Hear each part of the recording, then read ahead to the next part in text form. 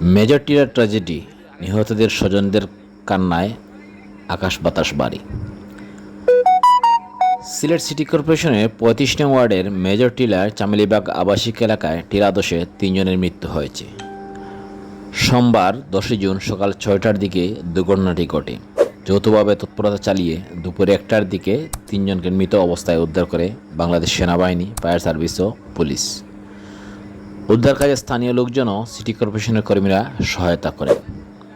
দুর্ঘটনায় ঘরের নিচে চাপা পড়েছিলেন ৪ পরিবারের মোট ১১ জন।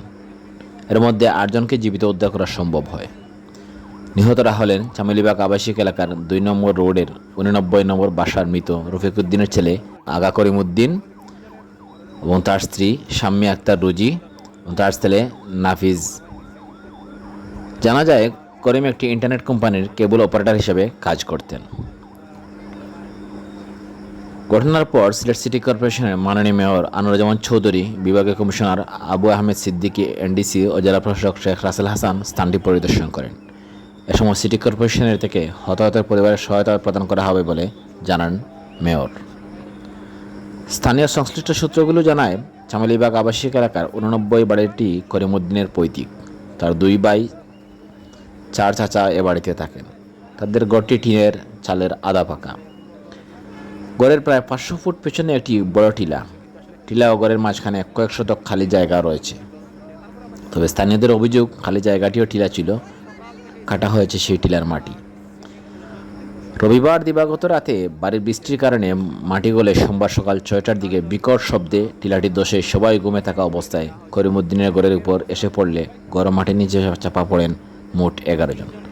এর মধ্যে করিমের বড় ভাই আগা রহিম উদ্দিন ও তাদের মা, রহিমের স্ত্রী ও সন্তান, করিমের স্ত্রী, সন্তান ও তার 4 চাচা মৃত আলাউদ্দিনের ছেলে আগা মাহমুদ উদ্দিন, আগা বাবুল উদ্দিন, আগা বাচ্চু উদ্দিন ও আগা শফিক উদ্দিন। এদের মধ্যে করিম ও তার স্ত্রী সন্তান ছাড়া বাকি 6 জনকে ফায়ার সার্ভিস ও পুলিশ স্থানীয় জনতা 2 ঘন্টার মধ্যে উদ্ধার করেন। ঘটনার খবর পেয়ে ছুটে আসেন শাহপুরান থানা পুলিশ, ফায়ার সার্ভিস ও সিভিল ডিফেন্স। সিলেটের 2টি স্টেশনের 3টি টিম, সিটি কর্পোরেশনের কয়েকজন কর্মী ও স্থানীয় জনতা উদ্ধার শুরু করেন। ঘণ্টাখানিকের প্রচেষ্টায় করিম ও তার স্ত্রী সন্তান ছাড়া বাকি 8 জনকে জীবিত উদ্ধার করা হয়।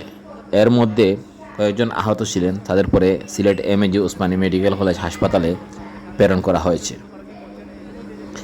এদিকে সরু গলির কারণে দুর্ঘটনাটি কবলিত গড়ের কাছে ফায়ার সার্ভিসের গাড়ি ও সিসিকের মাটি কাটার এক্সকাভেটর যেতে না পারায় ও বৃষ্টির কারণে উদ্ধার কাজ দেরি হয়। এক পর্যায়ে বেলা 12:15টার দিকে সেনাবাহিনীর 3টি টিম উদ্ধার কাজে অংশগ্রহণ করে। গড়ের পেছনের দিকে একটি দেয়াল ভেঙে একটি এক্সকাভেটর চাপা পড়া গড়ের কাছাকাছি নিয়ে মাটি সরানো হয়। দুপুর 1টার দিকে উদ্ধার করা হয় করিম, শাম্মী ও তানিমের মৃতদেহ।